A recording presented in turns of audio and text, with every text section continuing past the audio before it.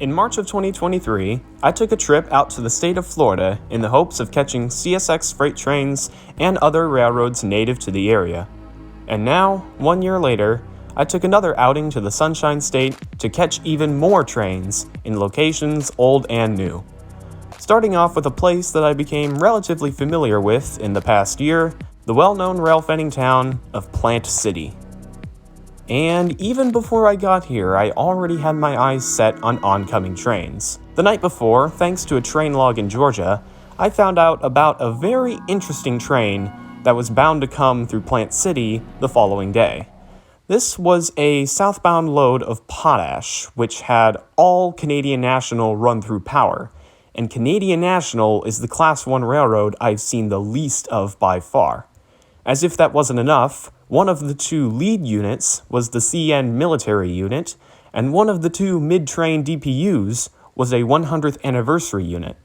So as you could tell, this was definitely a train that I was really trying to catch. This train would basically be the biggest catch of the whole trip. So as you can imagine, the next day I was really hoping to catch it in Plant City. And so I pulled up that afternoon, ready to catch this amazing train, and then I'm told that it had passed through several hours earlier. And as you can imagine, I was not expecting it to come through that soon. But not all hope is lost. This is Plant City after all, and there's going to be more trains coming real soon. And just a few minutes after I arrived came Amtrak 91, the southbound Silver Star, with my first ever look at the new Siemens ALC 42s.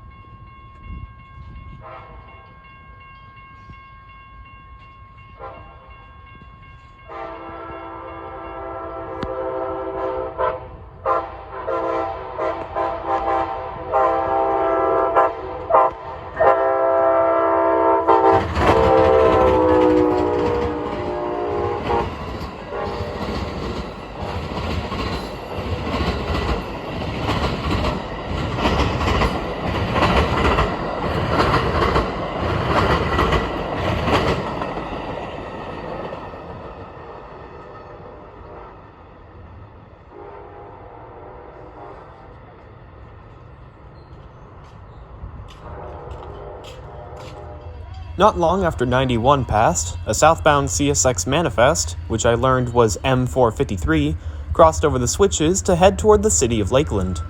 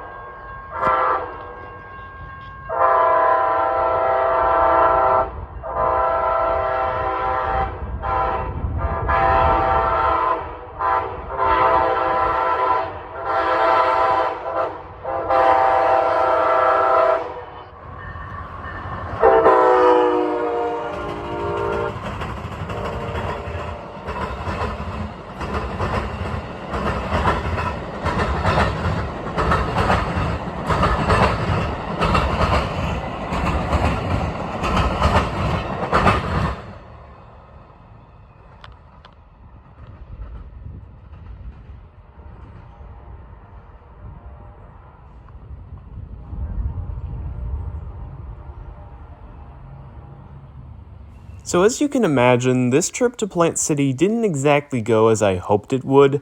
I'm still recovering from missing that Canadian National Potash train.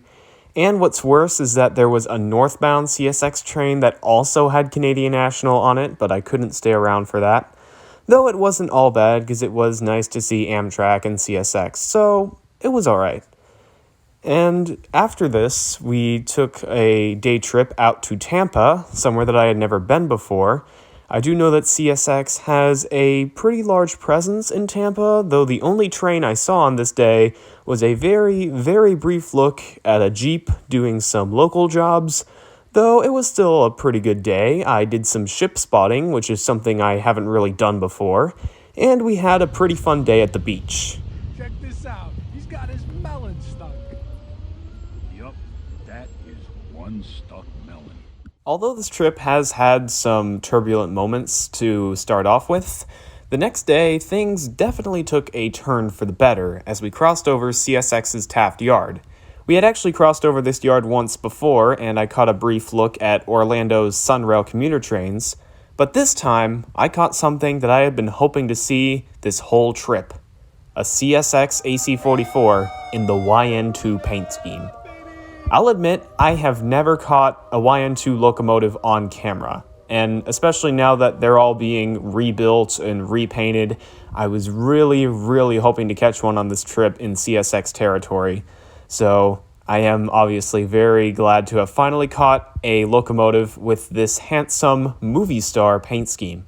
But that was not all. The reason we were out on the road today was we were heading toward the city of Melbourne, which is on the Atlantic coast. And like many places in Florida, the railroad has a presence here too.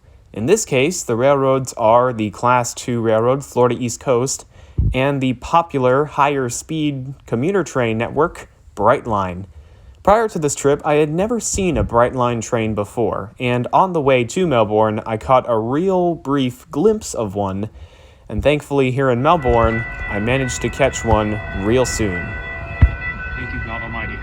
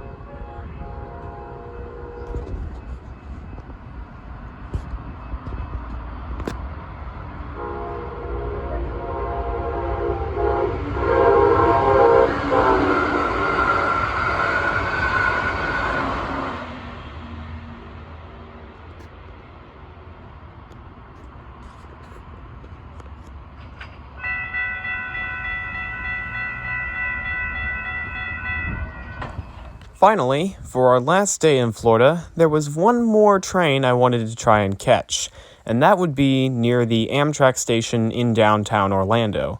Near the station is some kind of cement facility which rosters a fleet of old diesel switchers, which includes a handful of ALCO locomotives. Now, obviously, seeing ALCO diesels anywhere other than a museum in the 21st century is quite uncommon, so I was wondering if I could possibly see these locomotives from the station. Even if it's just a brief glimpse, and even if they're not operating, it would still be neat just to see if I can spot them. And so we went down to the Amtrak station, and we're just in time to see train number 97, the northbound Silver Meteor, departing.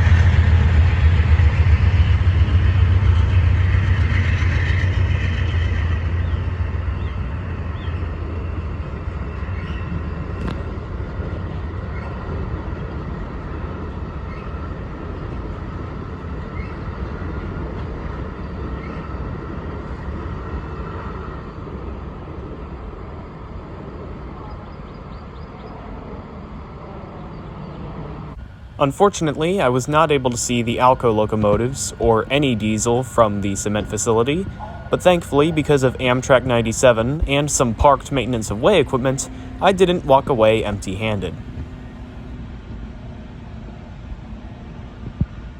And after that, my Florida rail fanning trip was pretty much over, besides one last look at Taft Yard the next morning, when I got another look at the YN2 AC-44 working hard with its END coworkers.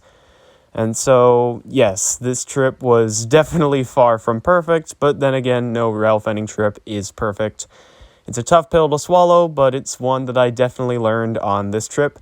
And even though I didn't see everything that I hoped I would, I did still catch some stuff that I was hoping to anyway, and I did see some stuff that I wasn't expecting, like the Silver Meteor. I really wasn't expecting to catch 97, because obviously the Silver Meteor does not pass through Plant City like the Silver Stars do. And I also liked seeing the EMD switcher that I caught. That's kind of near Taft Yard. I'm not sure if it's the same cement facility as the one near Orlando Station, but I still caught some early diesel action. Even if it wasn't ALCO, I'll take it. So even though you can't get everything in rail fanning, what I've learned here is that you can still get some good stuff, even if you can't get it all. And I guess I should just count my blessings and be grateful for the trains that I do have. So, that said, there's your little moral for the day. I hope you enjoyed. Thanks for watching, and see you soon, I guess.